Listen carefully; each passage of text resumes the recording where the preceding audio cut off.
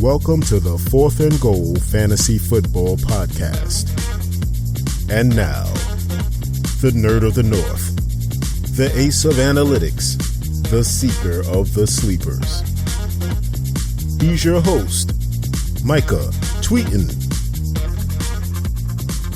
Hey everyone, it's Micah Tweetin, the senior fantasy football writer at Purple PTSD, and welcome to the inaugural Fourth and Goal Fantasy Football Podcast. So I've been playing fantasy football for the last about 12 years.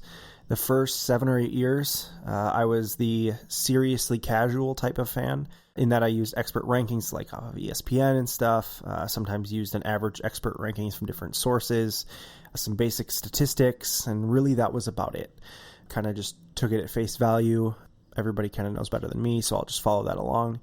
And I did well enough by making the playoffs in 6 of the first 8 years or so, and I made the championship 3 of those years.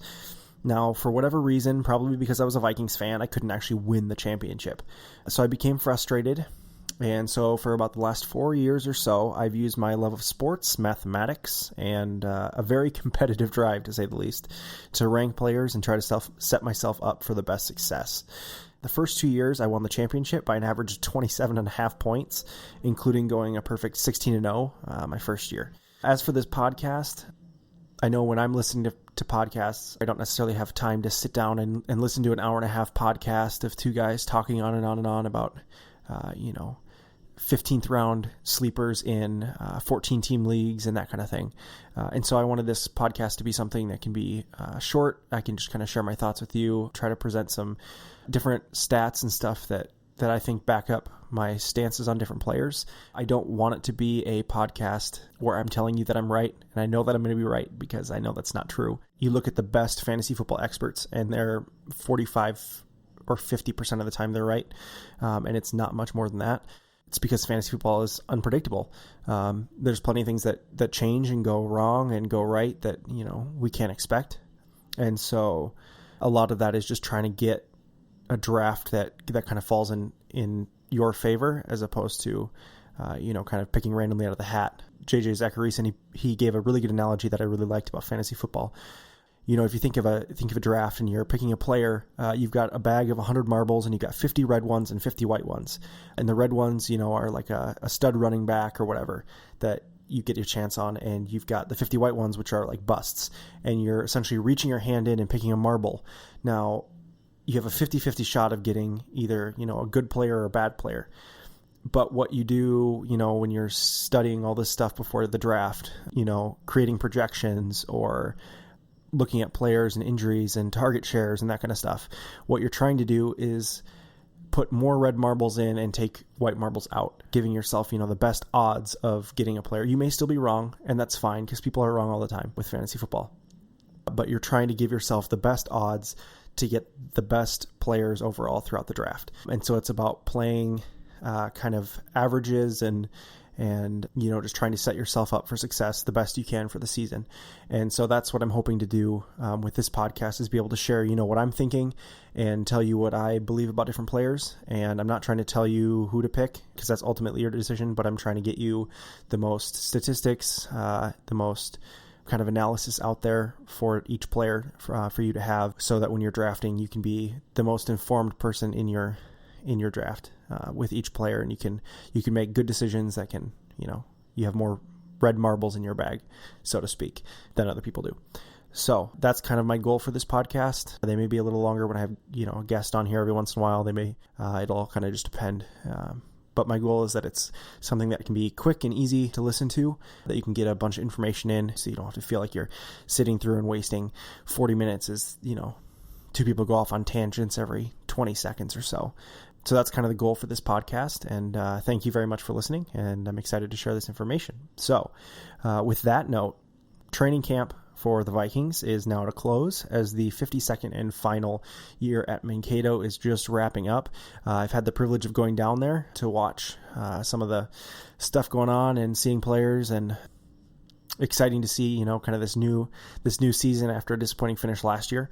And so as the preseason is just beginning, and as are a lot of fantasy football drafts for people around the nation, kind of as the preseason goes along, I figured it would be only right to start the first podcast and kind of talk about who's fantasy relevant for the Vikings this year and what to expect. Studs and duds and everywhere in between. So with that note, let's start off with our first position of quarterbacks. So for quarterbacks, let's be real to start with. Taylor Heineke, Case Keenum, Teddy Bridgewater. Even if Bradford's hurt, don't bother. Unless you're in like a 16-team, 2-quarterback league, that's the only case you could make for ever taking Heineke or Keenum should Bradford go down. And right now it's looking like Heineke will be number 2, Keenum number 3. That could change, but Keenum has looked pretty bad in training camp this year. And he looked pretty bad when I was down there as well. Heineke didn't look great either, but he looked better than Keenum, I suppose. So I guess there's only one quarterback to talk about here at this position, and that's Sam Bradford. Sam Bradford's ADP has kind of bounced around recently, and I don't know why, because nothing's really changed. Back in April, he was a 12th round ADP. May, he dropped down to 14, and then bounced back up to 13 a couple weeks later. Tanked down to 15 in June, back up to 13 now just about a week and a half ago, and then dropped down to 15 a couple days ago, and now he's already back up to the mid-14s. So he's kind of bouncing around. Unless you're in a 10 or 12 team 2-quarterback league, you're probably not going to take Bradford. He's quarterback number 24 right now on the board, which I think is pretty accurate. For me, I have him as a ceiling, as a QB 18. It's kind of his ceiling. His floor could be down to QB 26, so he is actually being taken closer to his floor. I just don't know how much upside there is with Bradford. He was extremely consistent last year with fantasy, even for quarterback standards, because quarterbacks tend to be more consistent than running backs or wide receivers, and was still pretty consistent last year. Now, a couple things he has going for him this year is, right now, he looks like he has the second easiest schedule among quarterbacks this year. And so with maybe a little extra pass protection that we could get this year with Reif and Remmers, as long as Reif gets healthy, we could maybe see a little bit better Bradford this year than we did last year. You know, Bradford did set the completion percentage record last year. But despite that, looking at kind of the advanced statistics, he underperformed, frankly. And that's not anything against him.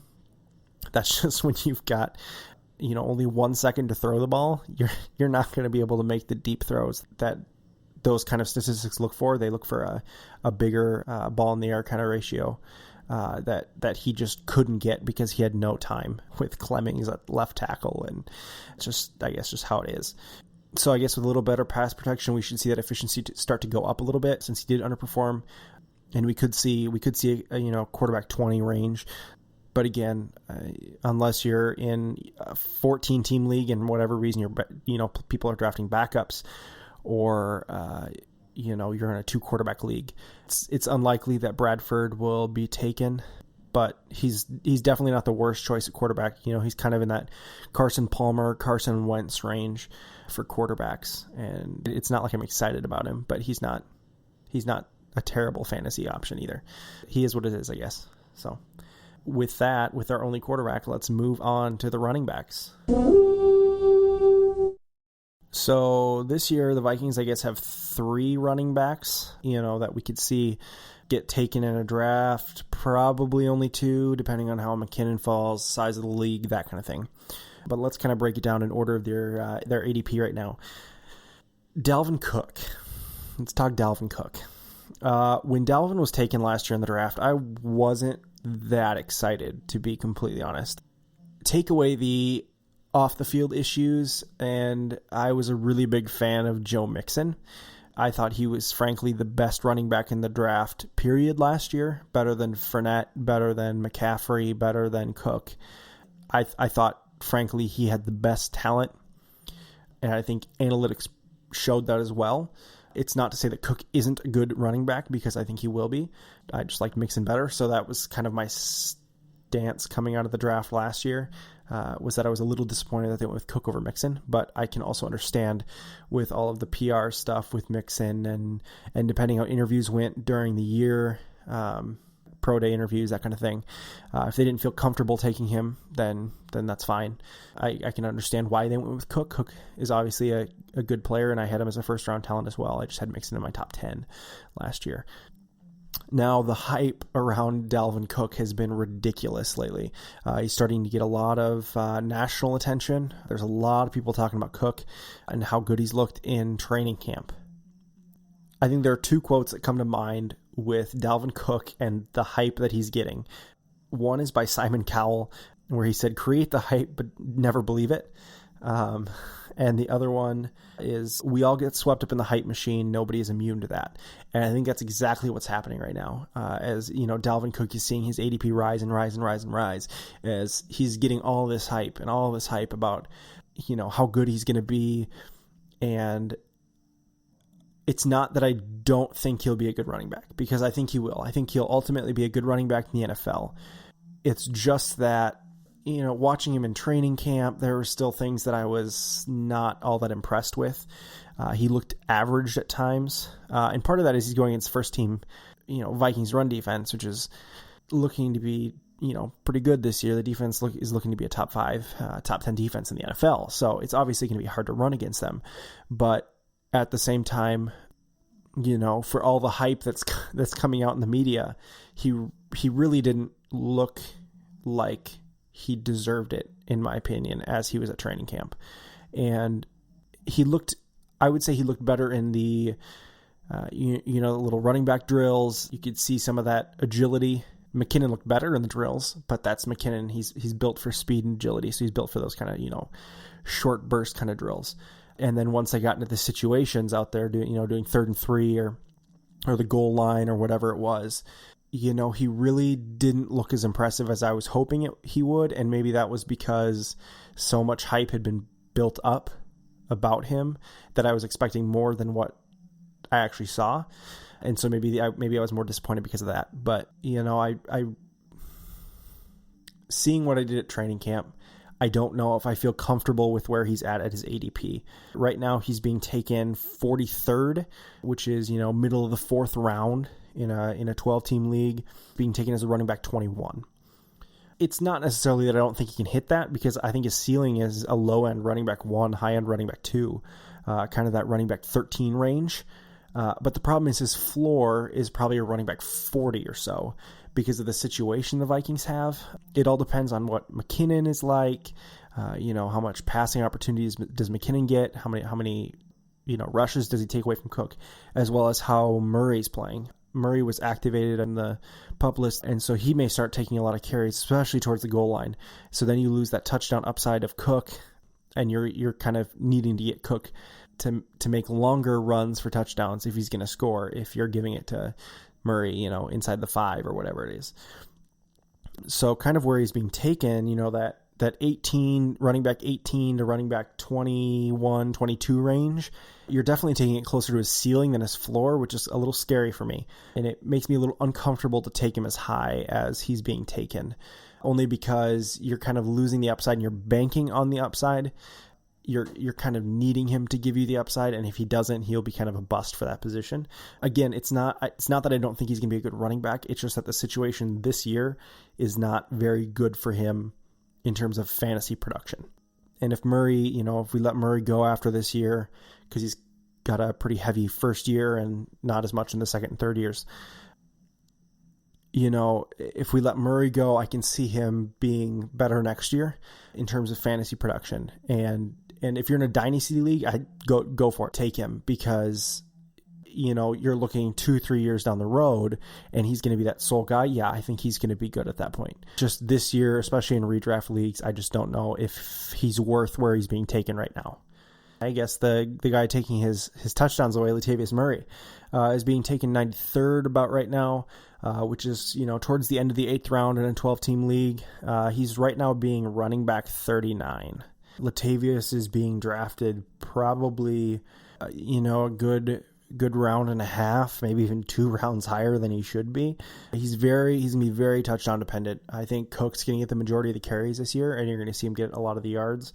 But Murray will be touchdown dependent, which isn't necessarily a bad thing. It's just not necessarily the most predictable option, for a guy that you might want. Looking at projections, let's see here what I've got for him. I right now have Latavius slotted down for 115 carries and 480 yards. Not a great season. And then running the ball in 6 times this year, just under 6 times this year. Not a lot. He's not going to get a lot of targets. That's going to belong to mostly Cook and McKinnon. He will get a lot of the looks at pass blocking, which doesn't really count for much in fantasy. He'll be a better Matt Asiata on the field for the Vikings. In fantasy, he's not going to be that relevant. I have him marked down as the 45th running back currently. For me, looking at maybe 92 points or so on the year, I've seen projections all the way up to 130. He's got that upside depending on how many touchdowns he scores. Maybe he'll get more carries than I think he will, with Cook in the backfield as well. But I guess I just don't see the upside in terms of yardage. He's just going to be a very kind of risky touchdown play kind of guy that you can take later in leagues. He is what he is, I guess. I think I'll probably avoid him where he's being drafted. I would feel comfortable maybe in like the 10th round, beginning of the 10th round. You could look at him just in case, if Cook goes down, Murray's probably going to be that guy that gets most of those carries, I would guess, depending on, I guess, how McKinnon's looking and playing as well. Just having seen what I saw from McKinnon last year, I don't know if I would feel comfortable playing McKinnon if I'm the Vikings. To the same extent that you could say you could do that with Murray, with how he's played the last couple of years in Oakland, granted with one of the best offensive lines for running the ball, but you've still seen that talent a little bit. I like McKinnon a lot in space. If you can dump off the ball to him on the side or whatever and get him some space, he looks electric in that instance. It's just when he's behind the line and having to try to run through, he doesn't seem to do as well. But McKinnon is definitely not being drafted right now. He's not, I don't know. You don't get a whole lot for players that don't run the ball. I mean, you got Sproles, but Sproles is unique in the amount of targets that he gets each year. McKinnon is not going to see that in this Vikings offense, or very unlikely that he'll see that in this offense. You hope to see Bradford maybe go deeper a few more times this year if the line can hold up. And the the dump offs to different players was certainly valuable last year. I just don't see with Cook and McKinnon both vying for some of that pass catching opportunities, and with how dynamic they both are with the ball in their hands and in some space. I just don't see McKinnon being anywhere near fantasy relevant this year, which is fine. You've already got 2 other running backs to the Vikings that are being taken, and Cook's going to be that guy for the Vikings this year. I think he's just not going to have maybe the touchdown upside you'd hope that he does. So with that note, let's go to the wide receivers. So the first wide receiver that's being taken off the board for the Vikings is Stefon Diggs. I love Diggs this year. Watching him in camp, he just looked completely electric. Watching him beat Rhodes several times, especially on that Saturday night practice, he looked really impressive. I think this is his third year. Yeah, third year, which is kind of when wide receivers tend to take off in the NFL for whatever reason. And it's not that he didn't do well last year, because he was just shy of 1,000 yards last year after missing 3 games. So if you put together those 3 games, he would have caught for over 1,000 yards last year. And I think that's definitely kind of where you're going to see him this year. You'll see somewhere in the range of probably 110 or so targets. He'll get some good red zone looks, although let's be real, Rudolph is going to be the main guy in the red zone again this year. Right now I have him slotted for 122 points this year, which is good for, roughly wide receiver 25 through 30. He's looking like he'll be pretty good. He wasn't necessarily the most consistent guy last year catching the ball, but he was hurt throughout the year. He talked about his, groin injury, which, is never fun, and it hampered him all year after week 4, and yet he still almost caught for 1,000 yards. So I think we can probably expect him to do pretty well this year. I like him a lot. He's got, again, along with Bradford, he's got, the second, right now I have him as the second easiest strength of schedule this year for wide receivers. The Vikings in general do. And there's a lot to like about that. Now, obviously, it's hard to project that at the beginning of the year because things change, but that at least gives you a good idea. It's not like he's facing a bunch of hard defenses each week. He'll at least have opportunities against lower-end corners that maybe some other teams wouldn't. He performed pretty well last year. He was about average in terms of efficiency, maybe a little above average. But again, looking at his stats, he looks like another guy that could make a move again this year in the next step up, which is definitely encouraging, not only for the Vikings on the field, but also for, fantasy production. You can see, 75, 76 kind of reception, that range. Maybe, 1,000, maybe even upside of 1,100 yards this year, depending, on how healthy he is and how he's doing. Maybe 4 or 5 touchdowns. Again, could potentially be higher upside depending on how he plays. That's just kind of looking at his history and what he's done and kind of how the Vikings offense projects this year.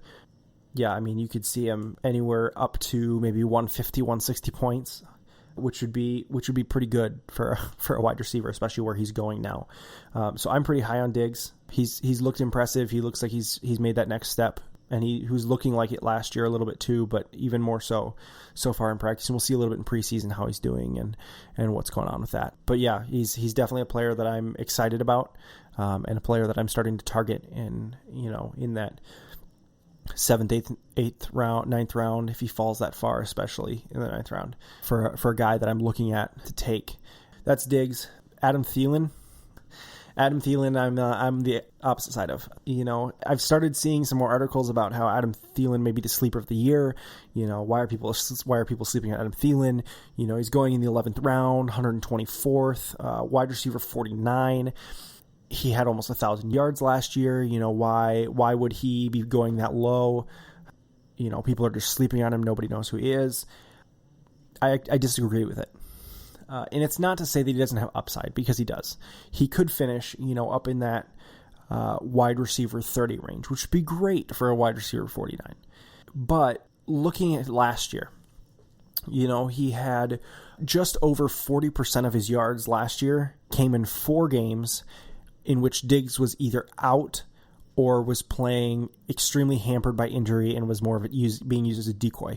So 3 games where Diggs was out, and that one was week 16, I think, 15, against the Packers, where Diggs was doubtful all week, and then, surprisingly was ruled eligible for the game, or good to go for the game. And watching Diggs, every Vikings fan knew he wasn't healthy. He was just kind of there to try to take off some of the pressure on Thielen and maybe Rudolph to kind of distract those corners. So, when 40% of your yards come in 4 games and 4 of the 5 touchdowns he caught last year were in those 4 games, he's just not a dependable wide receiver whatsoever. He had like 36 or 32 points or whatever against Green Bay, and the game before that and the game after that he had 0. Put up straight up goose eggs in both of those. He's bound to get a few games where he'll go big. Last year, I think he had 4 games in double digits. He had like the 30 whatever point game, and then he had 18, 12, and 10. And the rest of his games were like 4, 5, 6, maybe a 9 sprinkled in there every once in a while, kind of thing. And then a couple 0s, a couple 2s. He's the Jay Ajayi of wide receivers in terms of volatility. He doesn't have the upside that I would want from a guy that I'm taking at that point. Down there, I'm hoping for either somebody that can be a little more dependable or has a little more upside than maybe an Adam Thielen. And that's not to say that he's not a good receiver, because again, I like Adam Thielen a lot as a receiver, just for fantasy purposes. He's not somebody I'm trying to target in round 10 or 11 when I can go ahead and grab a guy like Kenny Britt, or a Sterling Shepard, or a Rashard Matthews, or somebody like that I like a little bit more than Thielen, that have a little more upside than Thielen, have a little more touchdown potential than Thielen. Kenny Britt could be wide receiver 1 for Cleveland this year. Not that Cleveland is that great with passing, but it's hard to know what Corey Coleman's going to do because he's been injured and whatever. And Some of the reports are that he hasn't looked that great. He hasn't, had that same explosiveness as last year. And I like Britt a lot. I'm more willing to take Britt in that situation than I will Thielen. And I'm sure I'll look at Thielen in a couple drafts and whatever, but he's just, for me, he's not worth that pick. The next wide receiver is Laquan Treadwell. Yeah, we can probably just skip Laquan Treadwell. He's being undrafted, and for a good reason. There were talks that he was looking better, and then there was that fight with Exum, and he showed a little heart and a little fire, and that was good to see. And then sitting out Saturday night scrimmage, and he's just not probably worth drafting even in a 12-team league. Maybe in a 14, you're going to have to get to him, but wide receiver 3s on the Vikings offense just aren't going to get a whole lot of targets. It's going to be primarily Kyle Rudolph, Diggs, and then Thielen. So we can probably just skip him. We can probably skip Michael Floyd too. He's out for the first 4 weeks, and again, he may put up some fantasy games that are noteworthy, but he's not going to be consistent by any means. Again, not worth it. The one wide receiver I want to talk about, he's not worth drafting yet, but he's looked really, really good every time I've watched him in training camp and watching him, watching tape. I really liked him last year in the draft, and then we happened to get him, and I was excited about that. It's Rodney Adams. And I know there's talk, people are like, well, does he get cut if he can't, return kicks or punts, and Sherrills takes that over or whatever. Watching him play in training camp, watching him on tape, he's a little raw, yes, but he's got some explosiveness, and he's got some good deep threat abilities that we've been kind of looking for in a receiver. I don't know. I don't think he'll be much this year, because he'll probably be wide receiver 4. If Treadwell's out, still hurt by the time it gets to the regular season, Rodney Adams will be probably wide receiver 3, in my opinion, should be, with Floyd and Treadwell both out. But, he'll probably jump down to 5 once Treadwell and Floyd come back. He's looked good, and I think there's something promising about him that I'm willing to keep an eye out for, maybe next year, depending on where we sit with Floyd and where we sit, with Treadwell and how he's looking, and if he's still injured or if he's not improving, or, they're willing to give somebody else a shot. I kind of like Rodney Adams there. He kind of brings another, dimension of a deep threat, and I think it makes it interesting for the Vikings offense. Again, not worth drafting this year, but I kind of just wanted to touch on that because I'm really a big Rodney Adams fan. And I was last year in the draft. I had him as a 3rd rounder. Is kind of where I put him at, and now we got him in the 5th. So I was ecstatic about that pick last year. I'm excited to see what he does in the preseason, and hopefully he starts to validate that a little bit and kind of see where he's going for the future with the Vikings. So that's about it for wide receivers. Let's bounce to the tight ends. Okay, tight ends. Kyle Rudolph. Where do I begin with Rudolph? He right now is being taken 99th overall, which is the beginning of the 9th round, and he's being taken as the tight end number 10. Now, last year, Rudolph finished, I believe, 4th for tight ends. With a career year, he finally started to show up a little bit where we expected him to be. We expected him to be like Bradford loved him in the red zone. In fact, he got the most targets, I believe, out of any player last year, period, as well as in the red zone. He was just really good last year. And I liked him last year, and I got beat to taking him by somebody else. And thankfully I settled for Travis Kelce, who finished at the tight end 1. But Rudolph had 30 targets last year in the red zone, which was 2nd among all receivers and tight ends, behind Jordy Nelson had 34. He's got a lot of potential. He's got 100, you're going to look at about 125 targets this year, a lot of those in the red zone. He's probably going to score pretty high. Right now I'm projecting him at 115 for the season. I really like Kyle Rudolph this year, and the fact that he's going tight end 10 is just flat out ridiculous to me. I think he's the fourth best tight end in fantasy this year, maybe fifth, depending on, where Jimmy Graham falls, kind of right around there. I'm not a big Jordan Reed fan. So, in front of them, I've got Travis Kelce, I've got Greg Olsen, and then I've got, obviously, Rob Gronkowski, as the 1, 2, 3. And then you've got really, in my opinion, you've got Rudolph and you've got Jimmy Graham at 4, 5. Pretty close to each other.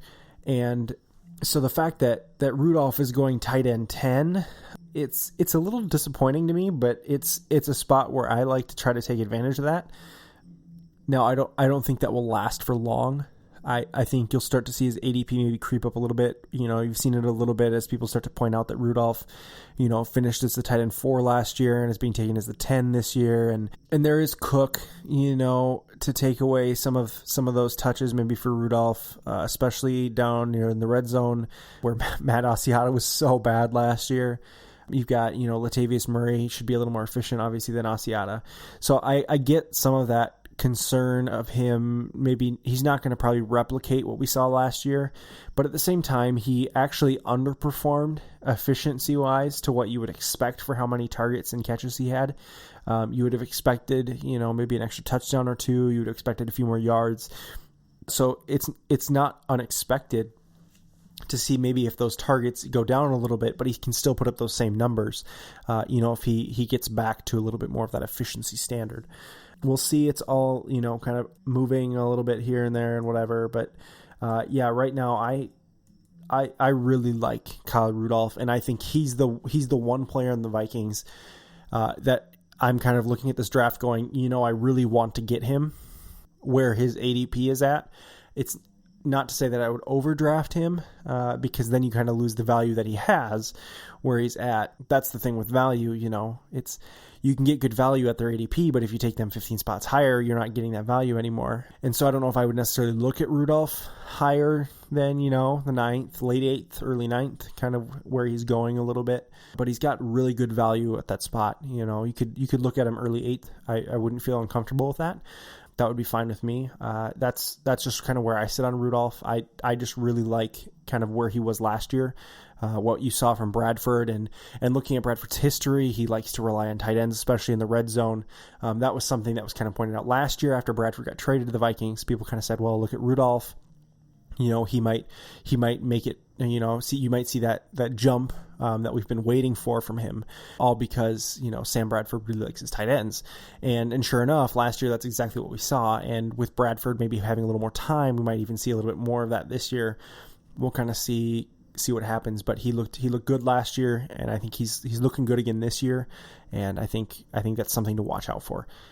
Yeah, I'm really high on Rudolph. As for the other tight ends, there's not really anybody worth drafting. David Morgan's not going to catch any passes. He can't catch any passes.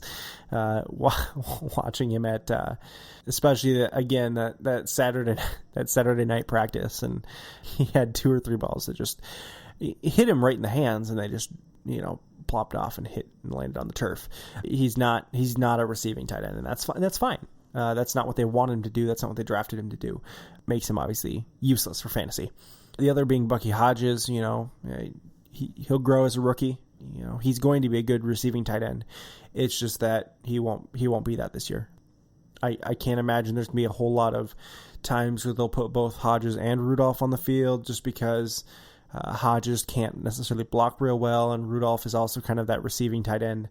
He can block better than Hodges, but it's not like he's known for blocking. And so I can't imagine that Hodges will be real useful this year either, but I do like Hodges too this year. I thought that was another smart pick by Spielman and the Vikings. But yeah, that's kind of where I sit with the tight ends. So let's move to the Vikings defense.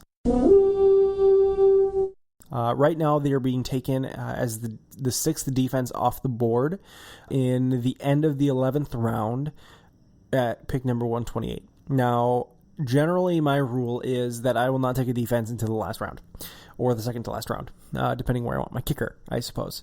Just because you don't get a whole lot of value out of them. It's not like you'll there's a couple defenses, but defenses and kickers especially are so unpredictable going into the year that, you think that one defense is going to be good and then they aren't, or there's a defense that looks to be bad, but they end up being good. One of the teams that I immediately think of was like 2013, 14, somewhere in there, the Philadelphia Eagles.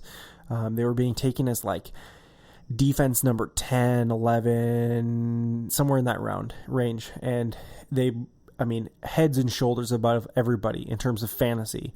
They blew everyone out of the water for scoring, both because of special teams and because of defense. For whatever reason, it seemed like every other game they would get a defensive touchdown. And they'd, come away with like 3 fumble recoveries, and they just rack up points. It's the unpredictability of a defense. They talk about the quarterback is the most predictable. The defense and the kicker, you have an idea. Who's starting. What teams are going to have the best opportunity, but you never know how they're actually going to perform until the season starts. And so I don't like to draft a defense real early. The 11th round is a little rich for me, even though I do like the Vikings defense this year. I think they'll probably be top 5 defense with the chance of being top 3, depending on how they're, with the takeaways and everything. They do lose the benefit of the special team side of things with Cordero gone in Oakland, which is a bummer for fantasy scoring purposes. But Sherrills has still done pretty well in punt returns, and especially if Rodney Adams can step up on that kick return, I think you could see a little bit more of that potential there for scoring with special teams. But yeah, I wouldn't necessarily take them at that point, just because that's my personal draft strategy. I don't like taking defenses that early, but I think they're worth where they're being drafted right now. If you're comfortable taking a defense that early, they're a fine choice right there. That's just my strategy not to. And then finally, the final position, kickers. We got a kickoff in camp this year between Kai Forbath and Marshall Kane. Personally, I'd rather see them go with Kane, not only as a Hawkeye fan, but also Kane has a lot of potential in terms of distance that Forbath doesn't. Forbath can't really kick anything past the 45-yarder. Watching him in practice, he kicked a 43. He had the distance, but he just isn't accurate enough to kick that well enough that I feel comfortable with that. Now, the problem with Kane is then you have the same issue that you had with Forbath. Forbath missed, it was like 3 or 4 PATs last year, and Kane, remembering back from Iowa, he missed 1 or 2 himself. So you may see that as an issue as well with Forbath. But if they're about equal right there, Kane was deadly accurate for a while at Iowa, kicking the ball, especially deep. It was like the second game of the season, the 2015 season. He nailed like a 54-yarder to win the game as time expired, that kind of thing. He's got the leg, that's for sure, that Forbath doesn't have. It's just the question of, the PATs. Is it going to turn into another Blair Walsh situation if you go with Marshall Kane with the whole PAT issue? Kane's not that bad. Kane's not as bad as Walsh with close field goals, especially in the playoffs against the Seahawks. But that's just the debate, I guess, if they want the upside of Kane's leg with the distance, or do they want the incumbent guy that they already know and they can predict and whatever with Forbath. And my choice would be Kane, but I can see the case for either one. As for fantasy relevance, neither of them, no matter who they go with, is probably not going to be real fantasy relevant for the Vikings. You never know. Again, kickers are it's kind of just luck. It's always hard to tell. So who knows? They could be fantasy relevant, but as of right now, they're not worth drafting unless you're like in a 16-team league and you're trying to find a kicker and you're just trying to take whatever. Then you can take a chance on Forbath or Kane, and you can always take a different kicker off waivers later. I guess that's my take on the kickers as well. Well, that'll do it for me today on the Fourth and Goal Fantasy Podcast. Thanks for listening to this week's show. You can subscribe to us on Spreaker, iTunes, Google Play, SoundCloud, or iHeartRadio. So go and do that and enjoy the start of the preseason, everyone.